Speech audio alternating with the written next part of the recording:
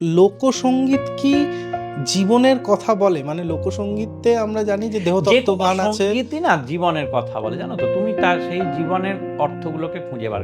আজকে হাওয়া দামে দেখরে তার আমি জানি না কতজন এই লালন সাঁইয়ের মতো বিজ্ঞান মনস্ক মানুষ আর হয় না। এবার বিজ্ঞানটাকে তো বার করতে হবে, তার জন্য তো পড়াশোনা করতে হবে।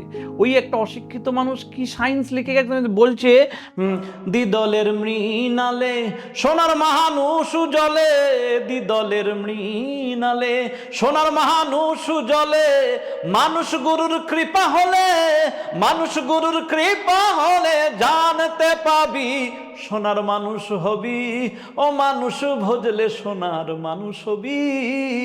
এই যে দুটো দল, দ্বিদলের মৃণাল হচ্ছে পদ্মের ডাঁটা, তার উপরে কি প্ল্যাসেন্টা তৈরি হচ্ছে। দ্বিদল মাতার ডিম্বাণু পিতার শুক্রাণু মিলে দ্বিদল, দুটো পেটলস, দ্বিদলের মৃণালে সোনা, সেইখান থেকে সোনার মানুষ জল পাচ্ছে। এইভাবে বংশ পরম্পরা চলছে। হাওয়া দমে দেখো রে তারা চলবে না, কে বানাইলো এমন রংমহল খানা, ওরে কে বানাইলো এমন রংমহল খানা।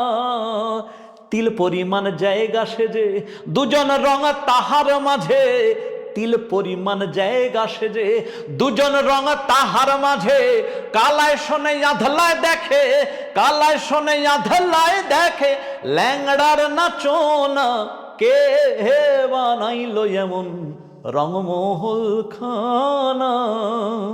এই যে মাতার গহ্বরের মধ্যে তিল পরিমাণ জায়গা সেজে দুজন রং তাহার মাঝে, পিতার রং মাতার রং, কালায় কালায় শোনে আধলায় দেখে, ল্যাংড়ার নাচনা। এই যে আস্তে আস্তে যখন ফরমেশন পা দিয়ে যখন ল্যাংড়া, সে তো তখন ল্যাংড়া, সে জাস্ট মাতাকে কিক করছে, তার জানান দিচ্ছে, তার অস্তিত্বের জানান দিচ্ছে।